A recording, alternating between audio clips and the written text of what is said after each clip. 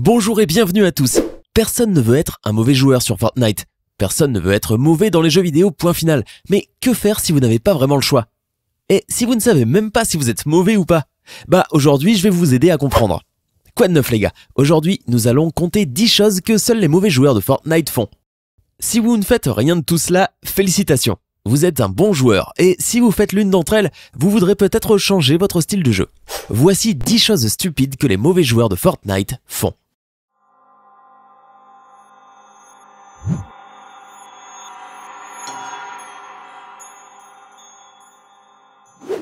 Rester debout dans une maison. C'est une erreur que beaucoup de nouveaux joueurs font lors de rencontres à l'intérieur des maisons et autour des structures. Beaucoup de nouveaux joueurs ont tendance à ne pas vraiment réaliser à quel point le facteur sonore est important dans Fortnite et que si vous vous accroupissez et marchez, vous faites beaucoup moins de bruit que si vous vous tenez droit. Si vous êtes à l'intérieur d'une maison et que vous entendez quelqu'un entrer dans la maison, vous commencez immédiatement à vous accroupir pour pouvoir entendre où il se trouve tout en restant à peu près caché pour eux en même temps. Si quelqu'un est dans ou autour de votre maison et qu'il sait où vous êtes, il a un avantage immédiat sur vous malgré le fait que vous êtes à l'intérieur. Donc, si vous entendez quelqu'un à proximité et que vous êtes à l'intérieur d'une maison ou d'une structure qui limite votre visibilité, appuyez immédiatement sur le bouton d'accroupissement pour éliminer les chances d'être blessé en augmentant vos chances d'obtenir cette attaque furtive. AR automatique complet. Les fusils d'assaut sont assez proéminents dans le Fortnite méta en ce moment, et cela ne va probablement pas changer de sitôt. Mais une chose que vous devez garder à l'esprit est que vous devriez presque toujours être mis à feu au-dessus de ces fusils d'assaut standards dans le ciel. Quand vous tirez à l'arme entièrement automatique, vous obtenez 1 tonne de recul de floraison que vous avez à compenser pour votre vraiment juste en augmentant la quantité de RNG que vous traitez. D'autre part, lorsque vous appuyez sur la détente, vous diminuez considérablement votre floraison, ou l'éliminez complètement. Si vous obtenez le premier coup la précision de synchronisation et vous pouvez éliminer un gros nombre d'éléments RNG qui viennent avec une Fortnite Gunplay. Il y a malheureusement beaucoup de hasard dans le jeu de tir de Fortnite, je comprends. Cela ne veut pas dire que vous ne pouvez pas diminuer ce caractère aléatoire, et votre AR est une excellente façon de le faire. Je sais que quand on voit quelqu'un courir à travers les plaines, on s'excite et on veut juste appuyer sur ce bouton.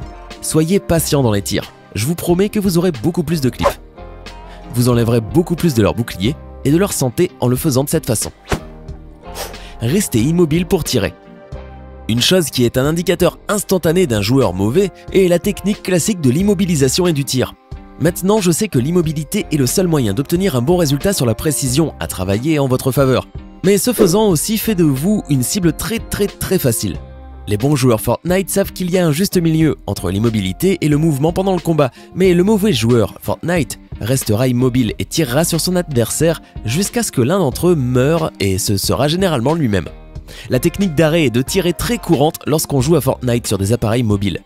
Depuis un téléphone portable, le schéma de contrôle est un peu plus difficile à travailler pendant les fusillades, mais sur la console et le PC, rester immobile au tir est un désir de mort instantané. S'arrêter pour construire.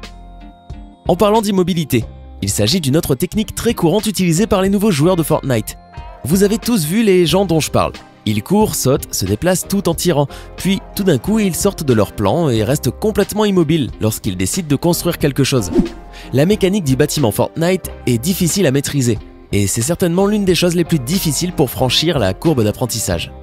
Ainsi, vous avez tous vu ces gens qui semblent bien se déplacer, mais quand il s'agit de construire quelque chose, tout leur élan s'arrête, et ils doivent réfléchir vraiment dur à la construction de cette rampe ou de cet ensemble de murs. Il est donc très important d'apprendre à construire tout en se déplaçant, parce que ce sera l'un des moyens les plus rapides pour vous d'améliorer votre jeu dans son ensemble. Restez immobile pour quoi que ce soit d'autre. D'accord, je vais juste raccourcir et vous dire d'arrêter de rester immobile. Honnêtement, la durée maximale absolue pendant laquelle vous devriez rester immobile est probablement de 2 à 3 secondes. Le seul moment où vous devriez être immobile encore plus longtemps que cela, c'est si vous êtes à l'intérieur d'une structure où personne ne peut vous voir. Lorsque vous restez immobile dans un endroit où vous êtes visible, non seulement vous devenez une cible facile pour les tireurs d'élite, mais vous devenez aussi une cible facile pour les équipes ennemies, une cible facile pour les utilisateurs de RA, une cible facile pour les gens qui cherchent à se faufiler sur vous et une cible facile pour tout le reste du monde entre les deux. En gros, vous êtes une cible facile, arrêtez de rester immobile. Si vous devez rester immobile pour laisser tomber des ressources pour un coéquipier ou pour aligner le tir du tireur d'élite, vous devez soit être en couverture, soit le faire en moins de 4 secondes, parce qu'en général, 4 secondes est plus que suffisant pour que quelqu'un vous tire dessus. Il ne vérifie pas les toitures, les murs des maisons. L'une des pires choses que vous pouvez faire à Fortnite est d'explorer une région comme les maisons avec des maisons inclinées agréables, salées, etc. Avant d'entrer dans une maison, vous devriez toujours prendre une seconde pour vous assurer que vous n'allez pas tomber dans un piège. Quand vous ouvrez la porte, prenez juste une petite seconde pour regarder vers le haut, regardez autour de vous, regardez par terre, confirmez que vous n'allez pas mourir à la seconde où vous y entrerez et vous serez prêt à partir. Parce que beaucoup de gens, de très bons joueurs, poseront ces pièges. Ils iront dans un endroit occupé pour piller la maison, ils fermeront la porte d'entrée dans la porte arrière et vous laisseront un petit cadeau et vous serez surpris. Combien de personnes sont prises au piège, tuées de cette façon 3 ou 4 minutes plus tard? Alors, prenez juste une seconde, examinez votre environnement et puis avancez quand vous savez que vous êtes tranquille dans cette maison. Ne pas sprinter. Un autre élément coupable d'une mort sûre d'un joueur mobile ou d'un tout nouveau joueur ou d'un mauvais joueur, quand vous les voyez, ils font du jogging sur le champ de bataille au lieu d'appuyer sur le bouton sprint pour accélérer les choses. Ils sont juste en train de s'amuser en perdant du temps dans l'herbe. Vous devriez toujours sprinter si vous essayez d'aller du point A au point B. Le sprint à Fortnite est l'une de ces choses que si vous ne faites pas, vous devriez commencer à le faire. Il n'y a littéralement aucun inconvénient.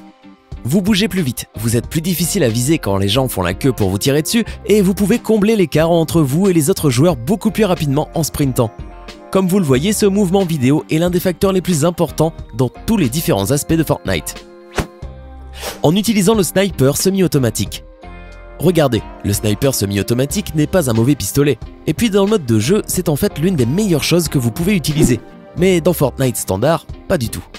Il y a beaucoup de récompenses de risque avec les tireurs d'élite en général dans Fortnite et la nature du semi-automatique fait que le risque l'emporte sur les récompenses. Lorsque vous utilisez un fusil de sniper à Fortnite, vous alertez tout le monde sur votre position. Et c'est à votre précision de déterminer si cette révélation en valait vraiment la peine, avec l'accent des boulons et le fusil de chasse. Bien sûr, vous informerez tout le monde de votre position, mais vous pouvez aussi tuer le gars que vous étiez en train de cibler, donc ça n'a pas vraiment d'importance. Avec le semi-automatique, vous alertez toujours tout le monde de votre position, et 9 fois sur 10, vous ne tuez pas votre cible, et vous leur permettez juste de s'adapter à vous, et puis vous allez vous faire pincer par tout le monde autour de vous. Et oui, le semi-automatique est bon pour les nouveaux joueurs pour apprendre l'alchimie de la balle et ainsi de suite, quand il s'agit d'un fusil de tireur d'élite. Mais si vous êtes même un tout petit peu proche du joueur décent, vous devriez utiliser n'importe quel autre tireur d'élite sur le semi-automatique. La récompense du risque n'est tout simplement pas assez bonne pour cette arme. Et voilà mes amis, ce sont 10 choses que seuls les mauvais joueurs Fortnite font. Et d'accord, clarifions quelque chose.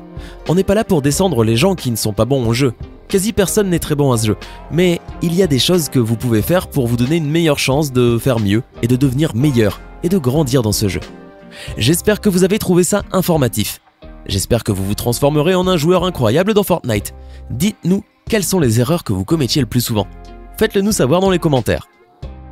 Hey, c'est tout pour aujourd'hui. Si vous avez aimé la vidéo, n'oubliez pas de la liker et de la partager avec vos amis.